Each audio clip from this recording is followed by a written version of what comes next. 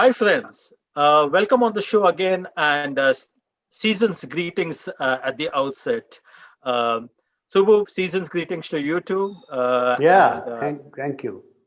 and welcome to our guest on the show, Sandeep Khanna, who's a columnist and also author of the recently released Azim Premji, A Man Beyond the Billions. That's the book title. I think it's a bestseller, right, Sandeep? I hope so. Not yet. So we wish you all the best for that Thanks a book. lot, Leslie. Great to be here. We're two old friends. Yeah, absolutely. I'm glad that you'll already Absolutely, know yeah. each other. You'll have connected with each other. And of course, for the audience, Sandeep Khanna has just said that he's a columnist and author. But mind you, he was also part of the leadership at Mint and many other executive positions in the media field. So he's quite a veteran out there. And he has tracked the IT industry, the tech developments over many years. So that's one of the main primary reasons for having him on this show. So welcome once again, Sandeep, and Thanks. we look forward to your insights. Uh, typically on this show, we talk about the weekly developments, but this being the year end, and we are just entering into 2021, which I guess everybody is looking forward to Can't wait to get there. with anticipation. With that anticipation of fear, I do not. I guess a lot of mixed feelings at this point in time. So what I have done just to set the ball rolling, I have listed a few tech trends that I feel are important. Now, what happens is generally when you're listing tech trends, if you're in a personal technology space, you will have some different kind of tech. The trends are quite different. We will be focusing more on enterprise technology since we are talking about CXOs, and I think typically are more comfortable with the enterprise technology trends that impact, of course, they impact users, but they impact more companies and governments. So Absolutely. I'll just share a quick slide with you guys so that these are the list that this is the rather the list that I have in mind, but just feel free to talk about anything else that you have in mind. So no problem. So if you look at the top three, I mean, not necessarily in an ascending order as such, but if you see that the pandemic has given a push to work from home. Now, the question that obviously we are all asking here whether this is here to stay or not, and each one of us has an opinion on that. A digital transformation, the COVID-19 has given quite a push to it, whether it's AI, Internet of Things, 3D printing, blockchain, etc. Digital payments has got quite a fillip, and cryptocurrencies like Bitcoin, you can see the surge in the prices. I think it's 23,000 or 24,000 at this point in time. Uh, if you see more trends, governments have been punishing big tech. We have been talking about AI and ethics or the bias in AI. There are a lot of security breaches that we can talk about. There's this whole question or the spat that telcos have with big tech about the relicensing of the 6 gigahertz frequency. Now that will aid Wi-Fi and 5G. We'll just try to figure out why on earth is this spat there in the first place. And then, of course, the H1B visa tantrums, as I like to talk them, because these are typical election time rhetoric. And last but not the least, we'll just talk about a tech conspiracy of the year, but that will keep it for the ending part of it. So let's start work from home. Sandeep, your thoughts? Work from home here to stay? So it's interesting, Leslie. I mean, everybody's been working from home. We've all worked from home the whole of this year, almost entire year. And company after company has kind of been swearing by, saying, this has basically allowed us to keep functioning over the period of this pandemic. You would assume that at the end of a year like this would be the transformational bit from this year that going forward, this is here to stay. My problem, however, is a little sociological. Because when you talk to people at an individual level, you realize that especially in a country like India, where we we still don't have that many nuclear families. Lots of people staying with families who have children, parents to support. And on the flip side, there are individuals, young people staying all alone in apartments or sharing apartments. The comfort factor seems to have gone down as the year has gone along. And that makes me believe that while in itself it seems like a trend that is here to stay, it's probably going to need some tweaking at the level of individuals. How it's going to impact. So if there is a lady who's got kids at home, what is the company going to do? In the past, you could provide a creche in the office and say, you can bring your kids across. There's no problem about it. But when they're at home, how does the company then get involved and say, look, people try and help you with that? So in a nutshell, probably here to stay, but with lots of tweaks, in the context, especially of a country like India. So I mean, I agree with Sandeep. In fact, that's what I mentioned in the first episode that we did on work from home. The only difference is that now what Sandeep is saying, earlier the companies could provide a creche in the office. Now Corona is providing the office in the creche. I mean, essentially that's what it is. The way of putting it. Right. Yeah, and I completely agree. See, one of the casualties of work from home is the social capital, which I talked about earlier. Right?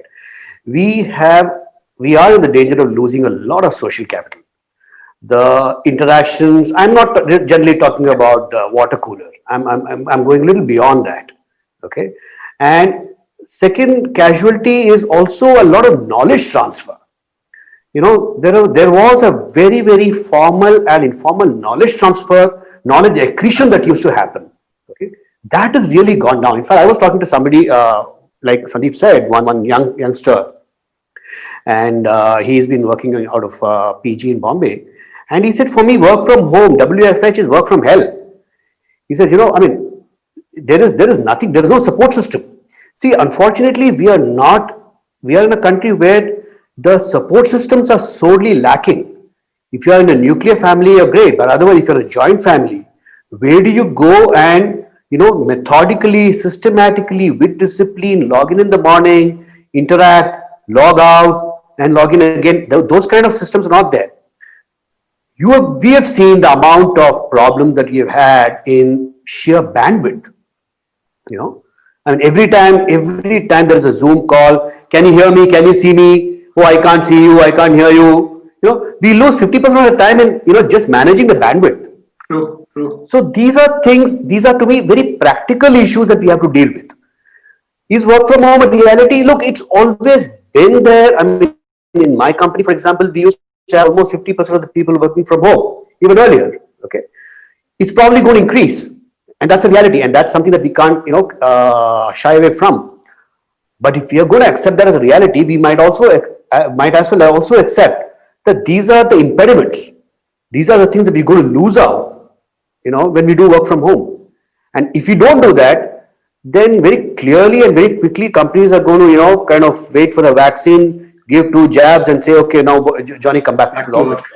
Yeah, I mean, that's not going to happen. I think some companies have already been doing that. They're saying that, okay, fine, we are extending it for now, but you'll have to take a cut in salary because if you're going to some other kind of a remote kind of place, then your costs are lower. And these are not small companies. There are companies, I think, like Google and all that have also. The big tech companies that have spoken about it. And I do not know, at some point in time, probably if there are those people who do not return, who say that we are not comfortable with the work environment because, we are not sure about what's happening with the vaccines and whether the work environment is conducive and safe enough for us to return. Probably it might affect their position in the hierarchy. And as I said, there's so many other sociological problems. In fact, I had written a small piece on Facebook. I said, this acronym work from home, WFH, is very close to WTF. Yeah, absolutely. Yes. So, I mean, actually, you have a lot of millennials talking about it, whether it's the WFH or WTF. Well, the readers are wise enough to understand and make the distinction. But yeah, so please. small thing I'd like to add to that, in the mid 90s, actually early 90s to mid 90s, there was this whole trend towards what they called free agents, which was in a sense the beginnings of this work from home, which is that, look, I'm not tied into an office space or to an office timing. I will provide you my services. And so in a sense, this is a continuation of the trend. And like Subbu said, even before the pandemic struck, there was a fair amount of work that was happening at home. The problem was, I think, what you just mentioned, which is that at the end of the day, people who said, look, for various reasons, I need to work from home because of my own compulsions, in the corporate hierarchy, they were clearly then out of the race for the top leadership positions in companies. It was kind of, look, okay, we'll make adjustments for you, but listen, don't assume that now you're going to be up for the CEO's job. I think that probably will change. And I know, for instance, a CEO of a fairly large European company. I'm not sure about the name. I think it's Philips or whatever. For a very long time, he actually used to work from home close to Amsterdam. Where he said, look, I'll come in when I need to for the meetings, but I'm going to stay in my home and I'm going to work from there. So obviously that's work in bits and pieces. The other point, I just like you to ponder, and maybe Subbu can also weigh in on that. I wonder what this means for those large corporate offices, Exactly. Yep. So, I mean, the symbol of a company's success as you grew was this huge thing that you built, whether it was Google or Facebook, or even in India, the TCS and the Infosys of this world. I don't know what happens to those now. I shudder to think. I know they have spent billions of dollars. I mean, the Apple's new headquarters in Cupertino, for example, it's a work of art. NVIDIA did it. NVIDIA. And if you, I mean, so the corporate campuses, I mean, that's something that, we have to really think about. I mean, I'm sure they'll think about it. The one thing that I just want to, kind of highlight is that, see, for many, many years, we've always had this one invisible asset that we have never used, which was the educated women sitting at home. And we've always said that, they're great asset, we should be leveraging them, we should be utilizing them. Now, this is the time when you actually can use them, because that's a huge talent. The people, the women are extremely well educated for whatever reason, the family reasons, child reasons, they have chosen to sit at home and, manage their families. But that is an asset class, if I may call it, which can get very well leveraged if we put our mind to it. Sure. However, if you're going to simply do it as a transfer of people from office to home, then it's not going to work. But if we are looking at creating new, workforce assets and saying how can we improve our knowledge factor of the society, how can we improve our productivity, how can we improve, the way we do things, I think that is something that I know companies are trying to figure that out. Like Tata's, for example, have started something. Okay. But I think that is something that I would really love to see a very concerted effort from the corporate sector. Probably these are some of the tweaks that even Sandeep was talking about, that you will have work from home, but obviously you'll have to tweak, you'll have to check what is possible, what is not possible. So I think to a couple of years from now, probably we may have some kind of like how we had private cloud, we had then public cloud, and we have now the hybrid cloud. So now we'll have some kind of a hybrid arrangement. Because I'm just trying to wonder, like there are many couples that we all would be knowing. One works for, say, a Google, the other works for Microsoft, the other works for Facebook in a house. Now, if they're eavesdropping on each other's conversations, information can be quite sensitive, especially for IT companies. Absolutely. That can create a lot of unrest, and especially if those couples don't get along well, which there are those kind of practical issues also that have to be handled. But of course, now let's move to a kind of a related topic, which is digital transformation. So if you look at the pandemic, obviously the COVID-19 related pushes, clearly work from home was one of the trends. The second is the entire thing of how AI, IoT, 3D printing, blockchain, etc., got a fillip and sort of helped in this entire pandemic push. But very interestingly, just if I were to just single out AI from this, Would you both agree that among all the kind of technologies, AI is the kind of binding factor and the most prominent among this from a trend point of view? Sorry, please. Either one of you, it doesn't really matter. No, Sandeep, you're the guest. Go ahead. No. Go ahead. Go on. Yes, I would agree. I would agree with a few qualifiers. The qualifier is that look, let's not look at the pandemic as some kind of a finite, event which is doing something to the tech trends. Even if the pandemic had not been there, this would have happened. This would have continued. All right.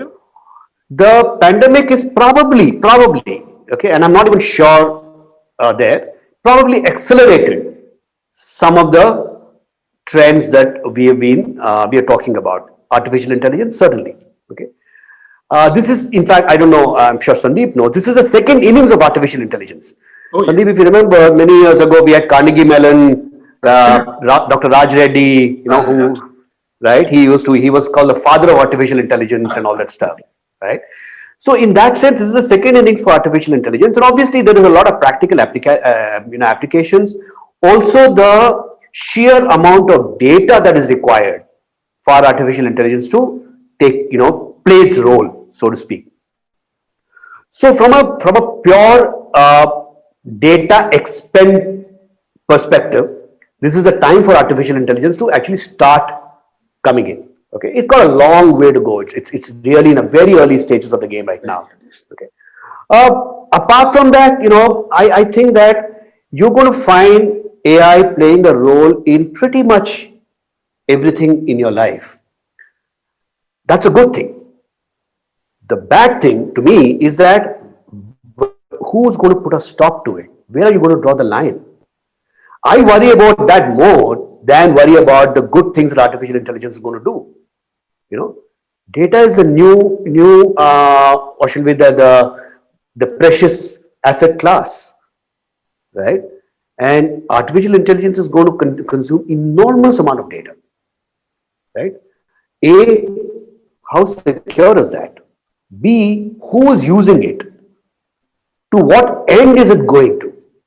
Is it a sovereign? Is it a company? Is it a hacker sitting in, Ukraine? Unless until we have answers to those questions, I would tread very carefully, really. No, fair. I completely echo a lot of things that Subbu is saying. So the way I look at this whole digital transformation, Leslie, is that like Subbu said, it was there in place long before the pandemic hit. So let's look at a European bank which I was reading about. A wonderful bank, a little household bank, mostly catering to domestic consumers. And overnight they found that nobody was going to walk into the bank anymore. And it took them 3 to 4 weeks to actually put in place an interface which allowed people to do all the banking services, sitting at home. Then there are the companies like Metro, for instance, or Daimler, these two big deals that have come in place, which were obviously doing a little bit of it themselves, outsourcing a lot of their transformation to companies, and suddenly said, look, we've got our hands full. I need to be selling cars, making cars that are relevant in this age and time. And for a retailer to say, look, I need to meet the challenge of people like Amazon and Flipkart or Walmart. So let me do one thing. Here's wholesale my digital transformation bit. Somebody who understands this better, just take care of it. And if you look at the size of the deal and the sheer scale of what Infosys is going to be doing for Daimler, it is mind-blowing. Over a, I think, 6 to 7 year period. Basically, they've picked up their entire IT infrastructure, including the people, handed it over to Infosys and said, look, I don't care how you do this, but these are my delivery points, And within that, as you mentioned, AI is obviously a fairly critical part, but I think there are many more issues, including stuff that Subbu just talked about, which is that, okay, you're a bank, you're a company, into retail, but what about the security factors that come into play when you're handing over something like this outside? I think the acceleration in the digital transformation of companies, which started long before the pandemic, probably I have a feeling now it's here to stay, and it's going to, that's how it's going to transform. Which is why the numbers for companies which are in this business of providing this service are It's pretty mind blowing. I mean, I don't know if you've seen the Goldman Sachs report, which says this could be the third wave of IT this thing Yep. for Indian companies in particular after But Y2K. the very interesting part about all this stuff is that people, I mean, as I think Subbu pointed out, and we all were talking about it, and we keep on talking about it on various fora, but we simultaneously we keep on forgetting the fact that AI is actually a 60-year-old technology. Machine learning itself, which depends on data, is about 40 years old. So it's not that it's something new, except that it has got a fillip because we have more powerful computers and we have more Yep. data. Of course, Subbu, to your point about more data, it is that today we are also talking about using less data and more contextual data for AI. So that is also going on simultaneously. So perhaps a few years from now, you will have that, a kind of balance between what you use for data. For instance, a classic example is that of that GPT-3 that we were talking about.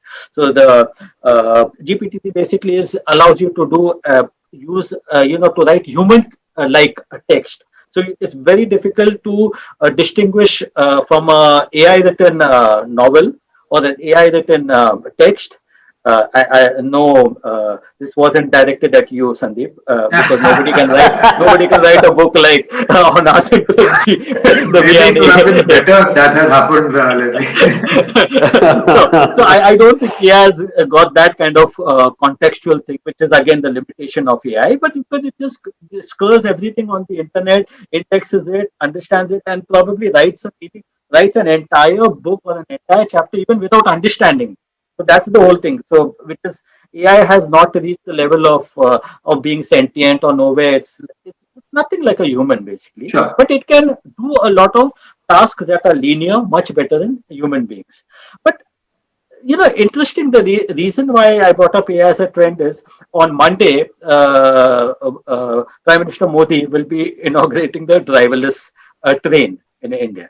Now, I think we all know that even driverless trains have been around for almost Of 40 course. years. And this is not an AI powered train, for heaven's sake. Okay, so we're not even talking about it. We're not, but it's an automated train. So, as you yourself pointed out, there are many technologies that go together. One is automation, which we have been having on the shop floors for Absolutely. I think more than 3-4 decades. The Yeah. SCADAs, the PLCs, and all that And the kind of stuff. DAX, yeah. Yeah, so we have been having all that technology on factories and also automated. I think we were speaking about the lights out factory, Schneider, or spoke about the lights out factory almost like 2 decades back. The transparent factories, smart factories, lights out factories, and today you're just about having it. It's altogether another issue what the unions will think about this entire thing of having a workerless kind of environment. Because I No, remember the unions will be happy. See, the thing is that in no, India, unions aren't happy. Unions aren't happy. no. So I think what we will do, see, we always come with what we call as a hybrid solution. Yes. Okay, which is why we don't see those kind of cost advantages that others see. What we'll end up doing is we'll have a driverless train and we'll still pay the worker. Okay, The so I mixed don't think signal. that's I don't think that's see that my actually I have a very fundamental problem. My problem is that this very term digital transformation, it gives a picture of something which is dramatically transformed into something else. Okay, and it's my one of my favorite sayings is that it is like a white shirt. Everybody has one, and everybody believes that the other guy's next white shirt is whiter. Oh, Okay, it's like sure. the old Nirma ad or that ad that used to come. Now, I honestly don't. I am just taking the cue from what Leslie said that AI will write stories which it doesn't even understand. I think to a great extent that phrase digital transformation is also being bandied about a lot. Whether I am using AI for pattern recognition, face recognition, or I am using AI or some kind of a code, some kind of a automation for just writing a piece of code. Everything is being called digital transformation. Now that bothers me a lot because we are at some point in time going to run the serious risk of the skeptics coming and saying that, hey, listen, this is not digital transformation, this is business as usual. Yeah, so, yeah, you're using AI, you're using ML, you're using a lot of computing, and that's fine. we have to be careful about what we, our rhetoric of what we mean when we say digital transformation. Daimler is transformation. Okay. Metro is not transformation. I think that's a difference that we have to somewhere make, at least within the industry. Yeah, it's basically using digital tools to solve a business problem. If it's not solving a Absolutely. business problem, I think Absolutely. it just falls flat on its face. I don't think Exactly. there's any change in that. I mean, we have been talking in the media itself, the way we talk about digital. We have always been saying, no, a story has to be, you have to tell a story at the end of the day, regardless of the format. Whether it's we are doing a Zoom call or whether we are writing a book or whether we are doing a video interview or whatever we're doing. At the end of the day, it has to be a story. If you don't, So if would the you say narrative that is we are not good, digital? So would you say, Leslie, that we have done a digital transformation of our panel discussion? Ah, cosmetic for sure. I mean, that's how inane many of these true. conversations But it can does become. widen the base. It does allow us to do things that we probably would not have been able to do if we didn't have the tool. So it's, Absolutely, yeah. and that's a continuum. See, and which is where again I go back to the time when Sandeep used to be, he was my senior in the IT industry, and then I came in, and then Leslie, you come in afterwards. So you can really see 80s, 90s, noughties movement. You know what? I feel young. Yeah, I mean, You are there. right? So I'm saying this is a continuum. This is something that has been there. Business said, okay, let's become efficient. We have no option. So we started using mainframes. Then we went into client server. Then we went into networking. Then we went to internet, right? And now we are into internet is now a given. We are now going to cloud and hybrid and AI and ML. And I'm sure this will also pass. I mean, I'm sure we're going to go somewhere else, right? Yeah, So we need new names to sell. absolutely. New acronyms, new hyperboles. Yeah, sure. Yeah, I I guess. have a slightly contrarian view on that. Mhm. Purely just to play devil's advocate. I also think that there is a kind of a time for everything. And for a very long time, this business of what you said, digital transformation, was a bit of a buzzword. It was more of a push from a company saying, "Sir, why don't you start? We'll do a digital transformation and look at what's going to happen." I have a feeling that at least this particular year, this whole pandemic, one of the things it's forcing companies to look at is solutions which are a little outside their own domain of their business. I can't sell any more of my car or my product or whatever. What do I do now? So now they're saying, okay, is there a way of shaving off costs or making my operations a little more efficient? So in a sense, for every technology or every kind of movement, I think there is suddenly a moment which comes when you have a pull factor. And if you go back to, I mean, I was writing about the 1920s, which is the swinging 20s as they were called at that point of time, just after the Spanish flu. The world went crazy, especially in the US, Yep. and people are celebrating the end of the First World War and, of course, the Spanish flu. And very strangely, in a particular decade, all of America got electrified. If the electrification thing, which had been there in place for almost about 25, 30 years before that, but in that one decade, every household, commercial establishment, storefronts, I mean, I know it's not equal in scale or in degree to the digital this thing that we are talking about, but I'm just saying some kind of a trend which has been in play for a long time. It suddenly seems to catch on, and people say, okay, maybe this is the way to go. This is the solution to go. And just like the vaccine, maybe a few years down the line, we'll find that, like Subbu said, I mean, this is business as usual. What's the big deal about it? But I think that trend itself now has come to a peak. Yes, Sandeep, I think what you have a very valid point, and that's what Gartner calls hype cycles. So these hype cycles, Yep. they always see a bell curve kind of stuff that we always show. Well put. So yeah, clearly there are those hype cycles that come, go. But at the same time, I mean, just again to play devil's advocate, we had thin clients today. We talk about cloud. We had the ASP. Then we have. So there's a lot of similarity, Yeah. enhancements, yes, but there's always that feeling of deja vu and always that feeling that okay, here's old wine packaged in new bottles. So Absolutely. yeah, so I think there's that good selling points. Clearly being enhanced with a lot of data and computing power. And And I like my wine. I like my wine. Ah, Old. It's. I'm not Yeah, really a favorite of the new wine. Yeah, the single malts. single malts. Yeah, matured.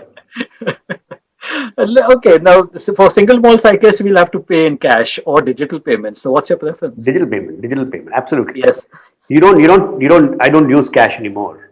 Oh, you don't use cash anymore. No. But Even India is if I still a have to cash. pay. But India is still it's predominantly cash. No, yes and no. It is predominantly a cash economy in the SEC, B, C, and D. But SEC A is predominantly digital payments. Even if you have to buy vegetables from a push cart guy, he has his QR code. You can just put the QR code and take it. I mean, my experience in Bangalore is that I think in the last 6 months I haven't used cash at all. Oh, lovely. Not Sandeep, at what all. about you? Yeah, I think that is clearly something that's here to stay. Digital payments. Yeah. The point is, I think I was reading about it somewhere. Somebody made a very interesting observation. The number of digital transactions now far exceeds the number of cash transactions. The volume of cash that is transacted is still high, because at the end of the day, real estate transactions, other businesses, trade, a lot of cash is still, passing hands. So, but, people like you and me or Subbu, all of us, Yeah, we're all because we digital. don't have too much cash to anyway, throw around. I think we're transforming, we turn to digital payments. This I year, have not used security. I have not used cash for the entire year. I mean, obviously, even before that, also when I was in India, but now all the more because you hardly. One is because of the people are very uncomfortable with the idea of handling cash. So Yeah. because of the pandemic, so that itself another. But here, anyway, it all depends on whether you can use them for micro transactions also. So that's and I think Or see, I think the marker for us really, if you have to look at a milestone, is the day when you can pay a bribe on using digital payment. That's when you've arrived. That's when you know that your digital payment life cycle is really on a mature scale. Absolutely. The transformation is complete. no, but the problem Exactly. with that is that there's a trail. So you can be traced. And that is Absolutely. the power of a digital transaction. So I don't think that's going to happen. And Personally, particularly, cryptocurrencies will never come into that particular market. Exactly. no, See, no. Leslie, you forget the fact that we are a jugaad economy. Okay. Now, for us to create additional, wallets and additional bank accounts, which are outside the ambit of, the income tax, is not exactly, out of the thought process. So you're Okay. telling me Now in filmy language, I have to say, don't underestimate the power of a common man. don't underestimate the power of common fraud. so, so So there's clearly scope for a completely new digital currency, yeah, cryptocurrency, which is absolutely. purely for this, because it's anyway outside the ambit of the regulators. So it's actually great. Well, cryptocurrencies were outside the ambit of the regulators. Then they tried to get it, and now everybody is trying to because they know that they would lose out to these guys, which is what happened to the internet also. So I think whether something similar has happened to the cryptocurrencies, and Satoshi has really done a wonderful job out there. Is No, there see, a But person having called said crypto. that, I Satoshi, by mean, the way? Do just you any believe that thoughts? does this guy exist, Satoshi? We don't know really. He's been a That's a mythical figure ghost. for ever since, I think about 2010 or so, 2010, 11, when the whole business of Bitcoin started. Yeah, somebody In claimed to be between, people Satoshi, but keep they did popping not up. accept it. Yeah, there were claims, but I Yeah, don't think it was accepted by the larger community. in, That's a very interesting. Do you own cryptocurrencies? Do you have have you bought bitcoins? no, not me. Subbu said that he likes them, and Do you he would. expect me to say yes? I don't know. Have you bought?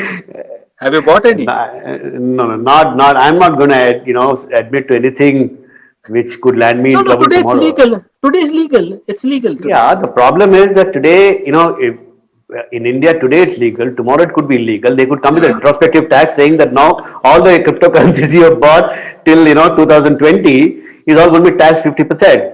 I'm not getting into that. I mean, we have this habit of coming out with retrospective taxation and activities which could defeat the entire very purpose of why you're doing it. So So this is a lovely segue into our next trend, which is big tech punishing I mean, government's punishing big tech, which we have spoken about, at length over the last two episodes. Let's hear Sandeep.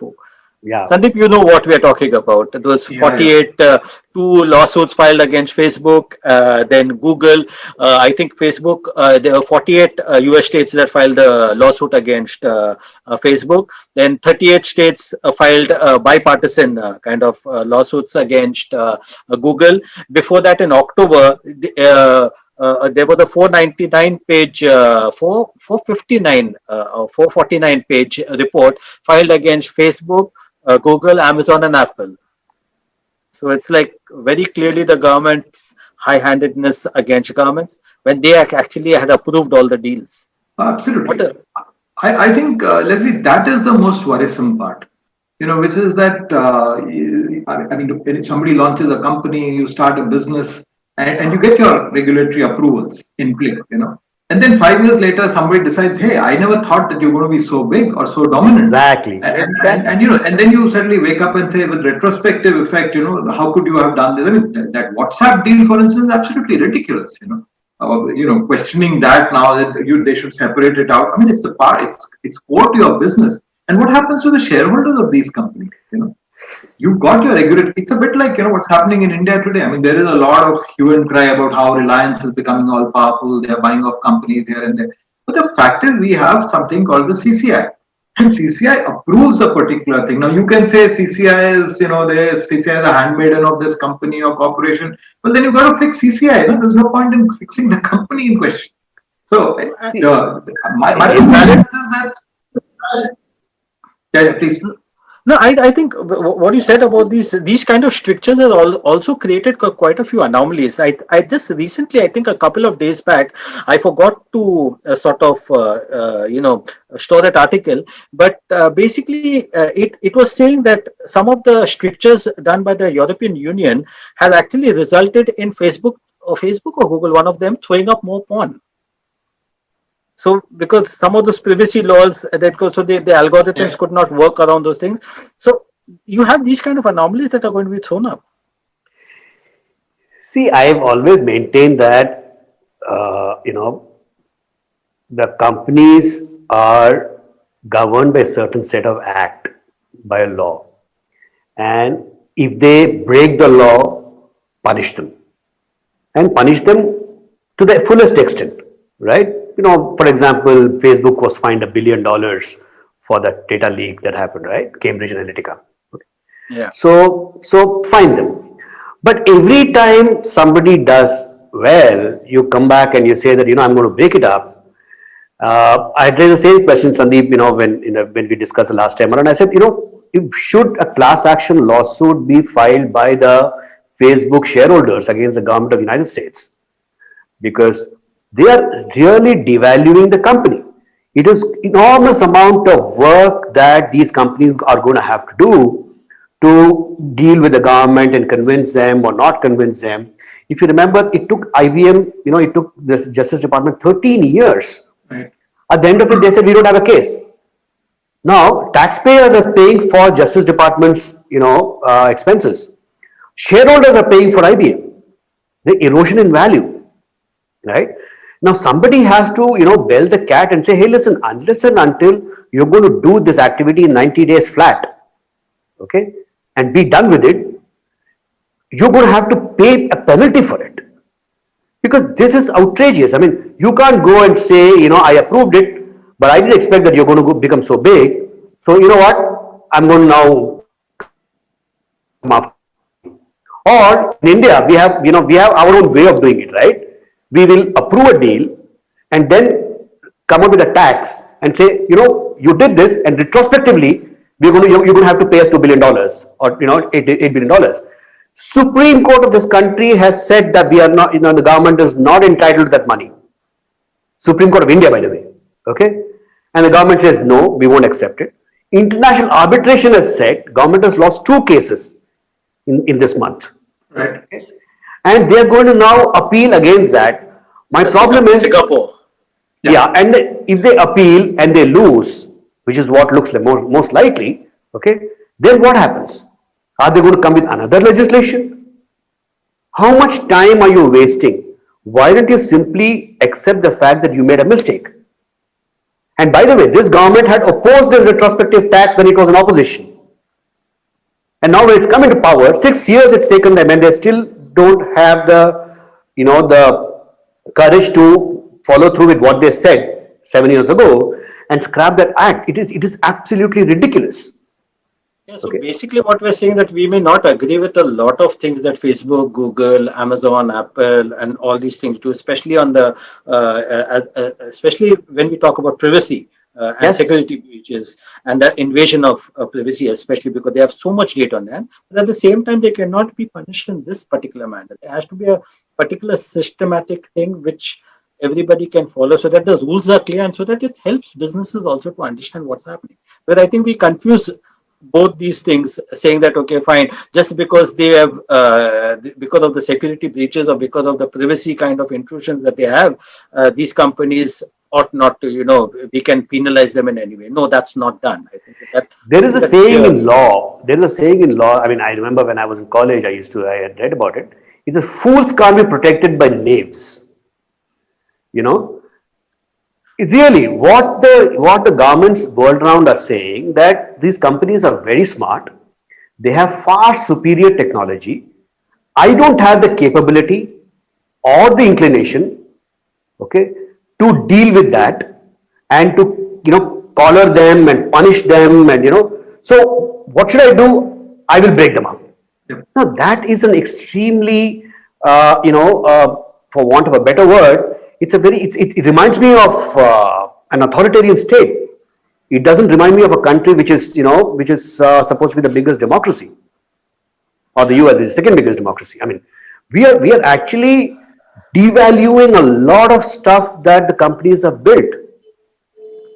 If they have made a mistake, penalize them, go after them. And all the way, having said that, I really like the way Europe used to do. Last week, they also said break up, but before that, Europe used to get after the companies systematically, penalize them again and Find these again and again. companies, yeah, just No? levy fines and get out with it. Yeah, Right. But now they're going the breakup way. yes, and I think that's absolutely the point, where you're confusing size and scale with a specific problem. It could be privacy breach. It could, for instance, in the case of Apple, what's been said is that the minimum wage paid in a lot of the factories in China is well below the living wage in that country. Now you're not able to go after them with those specific things because it requires a degree of understanding and a methodical pursuit. So what you do is you go after the big thing, saying that look, I'll take a hammer to kill an ant. That's really Exactly, what exactly. and it's typical. It's across the board. I did a series of pieces sometime back on competition law in India, and that's what emerges. Because companies have a way of coming back to manage the issue. You wanted somebody to break up. You want something. I mean, we saw that in the case of AT&T. I mean, at the end of the day, that ended up emasculating a lot of companies, but not AT&T in particular. The governments don't seem to want to learn from their past mistakes, and they don't want to, admit that they can go wrong.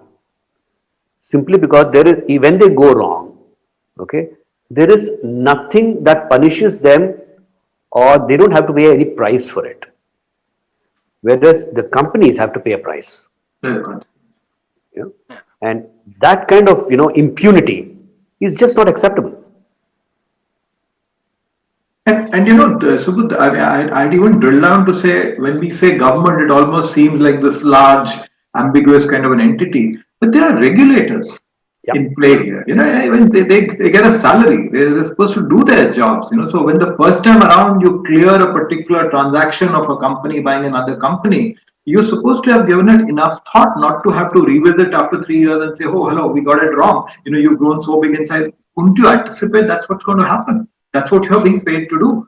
And so I think a lot of the responsibility for the mess in the corporate sector with respect to mergers and acquisitions, it lies with the regulators of various countries. And I think that is also because, as I mentioned a few minutes earlier, regulators don't talk to each other. The UK regulator has a completely different way of looking at these transactions. In the US, it's completely different. And Leslie, we were talking about a company that you brought up at the beginning of the show, the NVIDIA takeover of ARM. in the UK. Now, whatever little I have read about it, it seems to me to be a very, very troublesome kind of an acquisition that if it eventually goes through, because like I was saying, there's a small company in the UK which is responsible for the semiconductors in all our smartphones, and now it's being acquired by this US company, and this is sensitive technology in a sense. So what's likely to happen 5 years later is that the UK will have to seek special permission from the US federal agencies, saying that we want to import this technology from you. So it's creating ridiculous kind of situation. The time to say no, we can't let this deal go through is now. You clear it today, and then 5 years later, because obviously then Nvidia will become the Intel of the future. Then you say, oh, this is too large. This is a dominant player. They look at how they've killed smaller companies like Arm. So it's just looking back in time purely because you are playing catch up. You don't have the knowledge or the understanding. So you better get into that understanding into. No, but that's true actually, because regulators historically have never been able to keep pace with technological developments. I think that's a given. And even I think over the last 2-3 episodes, we have been discussing that the mere fact that FTC itself has not been, it's not a poster boy of morality in any way. So Right. we had a lovely instance of it talking about net neutrality, for instance. So we had that whole issue out there, which created a lot of heartburn in the entire user community. So FTC really has no moral ground to talk to other companies, especially a big tech, and tell them, this is the way you ought to do. So it's clearly you have to have systems in place that are transparent on both the sides.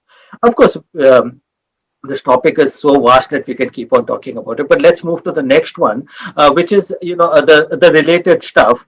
Subbu, you had written a piece on 6 gigahertz, basically Spectrum, the yeah. whole delicensing of that spectrum. The interesting part is, yes, both the parties that we are talking about, the telcos and the big tech, are fighting with each other and opposing views, and this clearly has bearing on Wi-Fi 6 and 5G. Since you have written the article, why don't you just give us a quick heads up?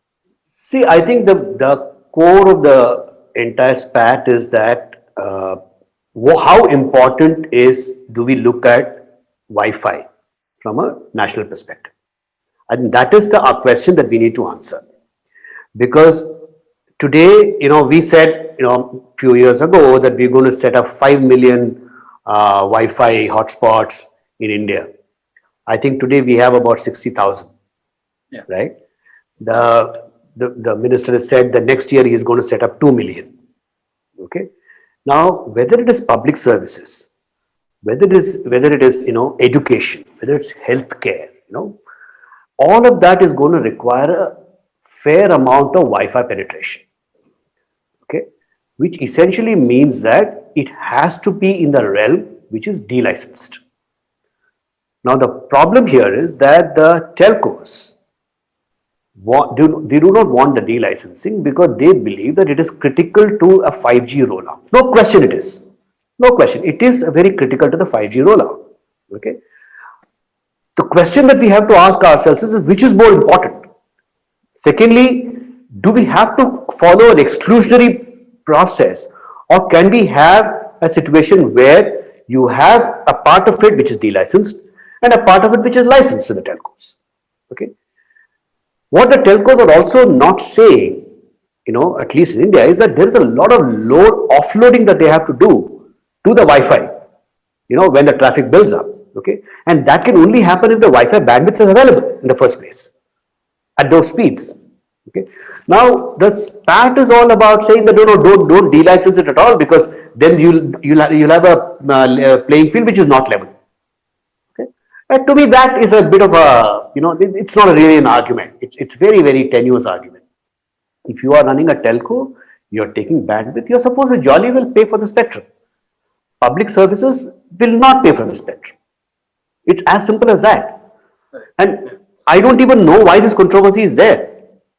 Because in the US, in April, they clearly delicensed, 6 gigahertz. Yeah. That was more because of Wi-Fi 6E and Exactly. Basically, 5G has got it's 5GU basically, the unlicensed part. So if you, on one hand, you are saying, e-education, you want learning to, e-learning to go all across the country, nooks and corners of the country. You want telemedicine to proliferate. And then there is a section which is saying that no, we are already in deep trouble. So let's not delicense 6 gigahertz. It doesn't work. Sandeep, you always have held very strong views on the telecom sector. So let's hear your views on this. No, I honestly, Leslie, this is, I mean, I don't even think I have much to say beyond what Subbu has already explained about this issue, and fair enough. The only little bit that I can add is that at this point of time, if you're a telco in this country, barring one, you know, And we all know which one. I mean, I think let's cut them some slack, because there is really, I mean, what are you going to be doing? You know, in the future, it's things are. I mean, I know, you know, they've increased tariffs a little bit, so the average revenues have gone up slightly. But the game is anyway shifting away from telcos to, you know, telco plus. If you are 10 years from now, if Airtel is still a telco, then in any case, I mean, they'll probably be a very big player in the whole, you know, complex this thing. So I think the move is towards that. I think it would be in the interest of these telcos to, like Leslie is saying, to go along. I mean, sorry, Subbu is saying, to understand that that is the move. There is no way you can resist that. It is clearly a public service. I mean, you can't be you know, fighting that. But I'm just saying that there are certain commercial realities at this point of time. Whether or not many of them can even bid for the spectrum auction that are coming up. I think that itself is questionable. Obviously, no bank is going to be bankrolling a couple of these telcos, you know, over the next year or so. So I think that's really where it's stuck. I don't think it's an ideological issue for the telcos. I think there's nothing called a pure telco as of today. I mean, telcos are also into banking, telcos are also into entertainment, telcos are also and banks have also got into, you know, kind of telcos worldwide. So it's like a cross pollination on many fronts that has taken place.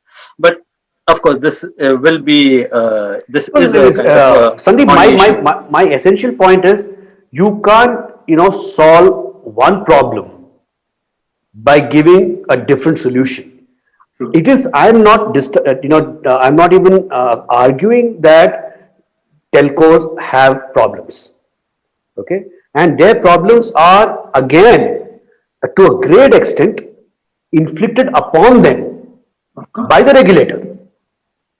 Okay, so I'm not even arguing there. The telecom segment has seen the largest flight of foreign investors in the last 10 years. Oh. Anywhere in the world. 34 companies have exited India. Okay, so that's not a joke. Okay, so I understand their plight, but I think what they need to do is probably make their advocacy a lot stronger. Or maybe if they can't do that, then change their name to start with R. I mean, there's nothing else I can do. You know? Anyway. Sandeep, just getting back to the digital transformation part of it, you have also looked at the Indian IT industry as a corporate editor of Mint. I remember those kind of exchanges that we used to have on how the Indian IT industry. Subbu has seen, so all of us put together, I think we know a lot about this area. So what are your thoughts on, if I were to ask you a pointed question, do you feel that Indian IT industry is actually has really become digital in the real sense of the word? Or is it that they're just still grappling their way, you know, just trying to wade their way through this entire digital thing and, you know, putting bits and pieces together and trying to become an Accenture, trying to become an IBM? No, I think you're right. I mean, it's really kicking and squealing rather than, you know, a smooth segue into the whole digital business. I don't think that's happening. And, you know, let's not forget that of the big players, most of them are fairly large legacy businesses, which they are not going to give up in a hurry. In fact, one of them, you know, a Delhi-based company, I think their entire business is legacy business. You know, so they're not going to give it up easily. I mean, it would make sense also, even if the margins on that are shrinking. But the fact is, you know, for their very existence in the future, they're just scrambling, putting together things, and you know, it is coinciding with the requirement of their clients on an urgent basis, saying, "Look, I need this, so just do this together for me," And so they're kind of learning on the job. And I think also what's happening is that for the Indian IT companies, this seems to have come at a good time, in the sense that among the larger international players, Cognizant, for instance, seems to be going through all kinds of other problems, and they're not really being able to take advantage of this particular wave of business that they're getting. Accenture is clearly, I mean, they're far and away of everybody else. IBM again, I mean, transition and some company in churn. So it's kind of leaving that whole space for many of the Indian large players to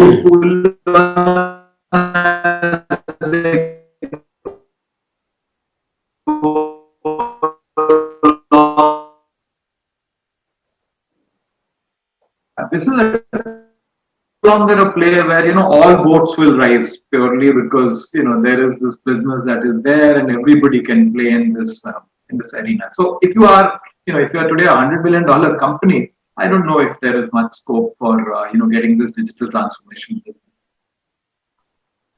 No, if you're a $100 million company, you should probably look to get acquired by a $1 billion company. I mean, that's probably the only end game that you have. Subbu, our old friend Ashok Soota may not agree, but Ashok Soota, of course, will not agree. I mean, having all said and done, the man has done 2 IPOs in his lifetime, and that's amazing, awesome, amazing, right? I mean, amazing. 76 years old. Yeah, absolutely. So yeah, I mean, apart from exceptions, the outliers, but I think yeah, you're right. I mean, I think there is a white space and this very opportune time for the IT industry, Indian IT industry, to take advantage of the current situation, which is what they're doing. Now, do they have a great strategy to go and do digital? Maybe, maybe not. But if they had a real great strategy and they had thousands of consultants who could do it, then they would be called Accenture, right?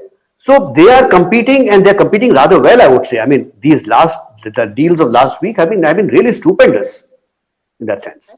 When you're talking about competing, it's co-opetition, or they're frenemies, basically, if I were to put it. Yeah. You find a lot of these companies are like what earlier we used to call enemies. Now they're sleeping with the enemy. Sure. They're frenemies in that sense. Infosys works with a Microsoft, uses their platform for cloud, and so there's a lot of synergy between these companies. So in that sense, I mean, just talking of pure play digital, maybe not, but when you are talking about digital transformation, whether they can enable it for the clients, then clearly they are doing their job, because I think they still have to do the ADM part of it, which is that application development, maintenance. And that ADM really that still accounts for about 35 to 40% of their revenue. And then like Sandeep said, the legacy business for them, it's fairly large. I mean, I remember when I used to work in a software company, at that time, the legacy business was almost 85% of our business. And we used to call ourselves, a digital company, But legacy transformation is very, very large. Legacy business and the sheer maintenance, just the maintenance of the legacy systems, that's a huge business. Sure. So what's the sense you're getting on the H1B, Sandeep? It's typically the election time with rhetoric. This time, I think because of the Trump administration, I think things got escalated far beyond, and he almost managed to get his way through, but I think it was annulled by the Supreme Court. I think, Leslie, even though we are expecting that now that the election is hopefully settled once and for all, and you have Biden coming in, I think Indian companies will be smart in factoring this into their plans over the next 10 to 20 years. That this regime of this fairly liberal H1B visas, it is going to end. Whether it ends the way Trump was planning to end it through a fiat or through more gradual process. Given the rising levels of unemployment in the US, in Europe, it just cannot go on. It's been there in play for the last 20 years. We've taken advantage of it. It's worked to our benefit. And I think this business that we talked about, digital transformation, in many ways, the workflows will also change. You're not going to be putting in that many people on site, and probably a lot more work will be coming offshore. So I think the two things will go hand in hand, but it's a factor. It's going to stay this way. It won't be as it was, say, a couple of months ago till the elections came along. But we can't wish it away. And I'm sure that most companies, smarter companies, have already started planning for that. No, that's a very valid point because I think a basic point which I think even Subbu had pointed it out about in the last previous episodes, basically that you need to factor in all these kind of points. And I mean, to be fair, Indian IT companies have opened up offshore centers that has increased their costs. It has reduced their margins. But yes, I think that's the way they will have to create more opportunities, more business opportunity, more employment in countries like the US, in Europe, where I think in Europe, US accounts for almost 60% of the business of the revenue of most IT companies. Europe accounts for 35 to 40% almost, certain cases more. So they will clearly have to create more employment in these cases. It will reduce their margins. But yes, I think that's the name of the game, as they say. Interestingly, Leslie, what you said just now, 60-35, okay, way back in 2002, the mix was exactly the same. It was 60-35. Yes, yes, 60 yes. US, 35 Europe. So the more things change, the more things remain the same. That's true, actually. It's strange that they've never been able to look at the India market because it doesn't make sense from a margins point of view, But with the the exception size is of actually dollar. getting significant now. There is a fairly large chunk of business in India. The problem is the margins are just Margins. See, that see, L1 margins, it's factor doesn't also, change. it, no, also, see, the other thing as a service provider in India, the problem is also in India, our attitude. So here, there is again nothing finite about a service contract. You serve a service contract, you play it out, you do the delivery, and then you ask for payment. It doesn't work like that. It is always, can you do this also? Can you do that also? Can the change request cannot be paid for, but this was a part, I thought it was a part of the scope, but it is only a small thing. No, these ambiguities of business, and which are not ambiguities which are created by somebody else. It was created by ourselves, by the vendor, sure. by my customer. These are so high that it just doesn't make sense. Your 50% margin could quickly come down to 20% margin in 2 months' time because you're still doing the project. So Yeah. to me, it is. I mean, I may not sound very popular, but the fact is, it is our attitude towards service business. We believe that once we give somebody is doing a service for us, then we can ask for anything. The purchase order, work order be done. This is typically what has impacted the Make in India, the Atmanirbhar campaign. I mean, these typically end up as campaigns. Yeah, yeah, yeah, In absolutely. the real sense of the word, a lot more can be done. I mean, the kind of stuff that we have done with smart cities, for instance. Yes, smart. It's slow and steady that is going on, but sometimes I think it's too much of hype around these things that kills the actual work that needs to be done. And then the media is accused of being skeptical about these things because the hype does not match the real kind of outcomes. Maybe they need to So go a little let slow on the hype. Leslie, my problem, at least in this particular case, is not so much the government. It is a corporate sector. For That's an example, interesting.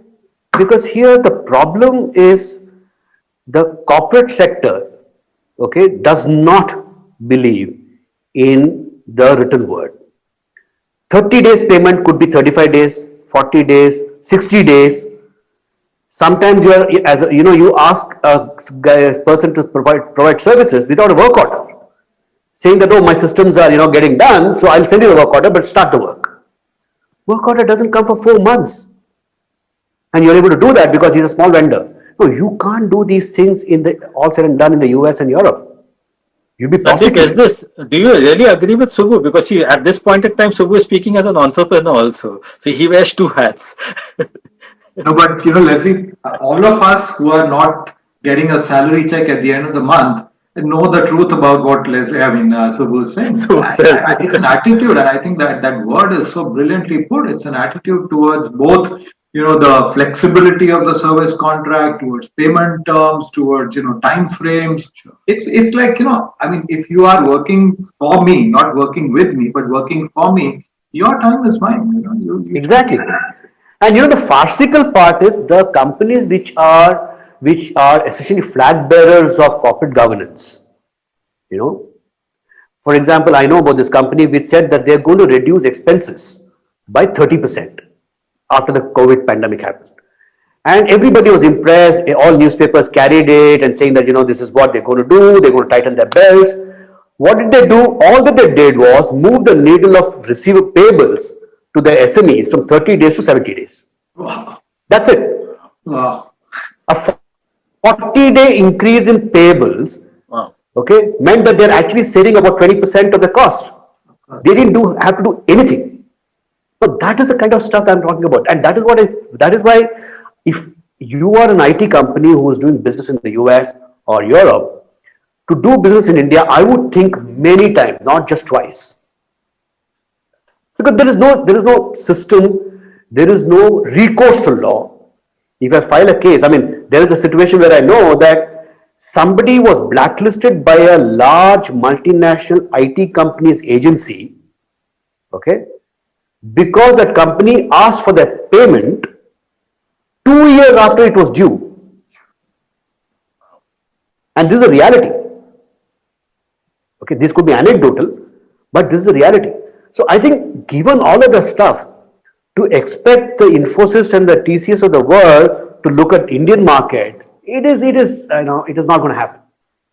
And I wish it doesn't happen because the stock prices would really fall. Yeah, I guess these are the problems that we are all aware of. We seldom speak about them, and even if we speak about them, from a media perspective, at least we are always considered to be the kind of skeptical guys who are always criticizing the governments. But well, if the facts change and they give us enough reason not to be skeptical and not to be critical, I think we'll all wait for that day. Let's come to the final kind of trend that we are talking about in the interest of time.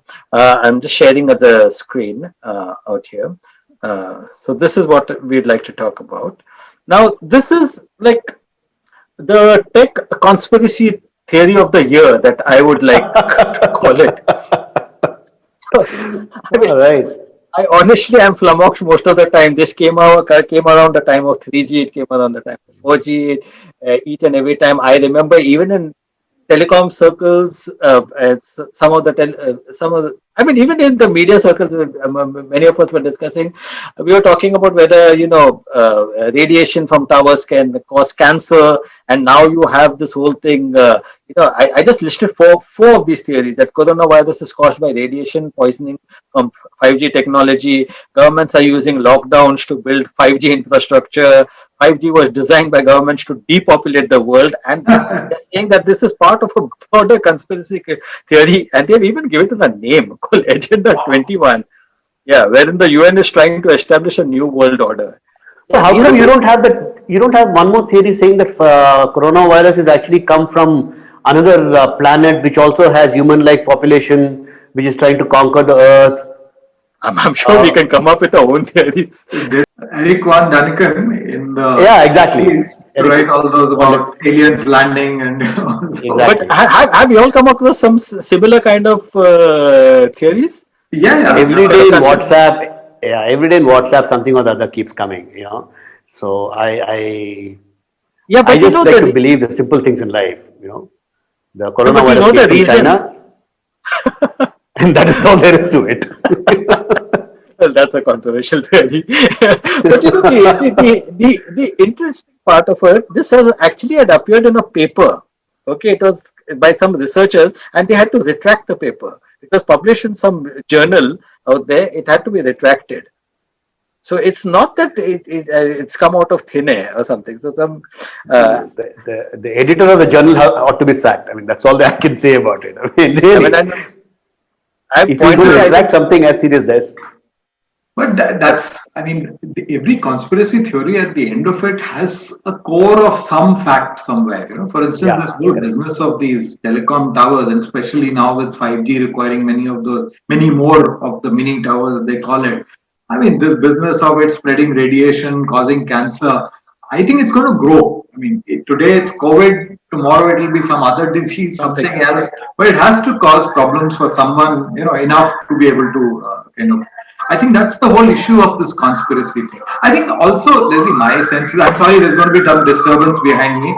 This is the municipal van that comes every day to tell people to chuck their the rubbish.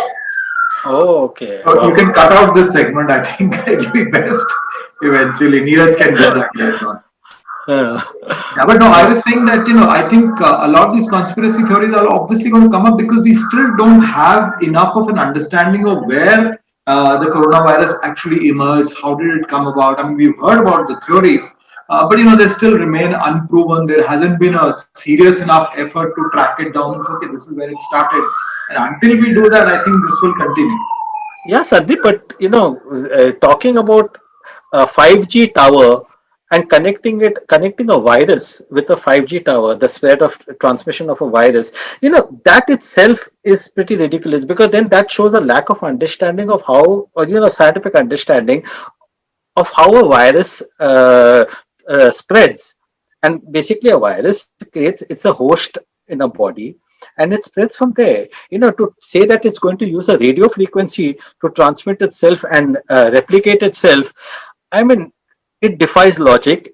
It defies everything that you learned in science, unless, of course, like an anti-vaxxer, you say that I don't believe in science. I don't. That is Because why, you have Leslie, that is why it is called conspiracy theories. It doesn't follow logic. Oh, and believe me, those who believe in the theory don't believe it's a conspiracy. So it's very Absolutely. clear about it. So Absolutely. they believe we are the guys spreading the conspiracy. But well, these are some of the trends that we have seen over the year.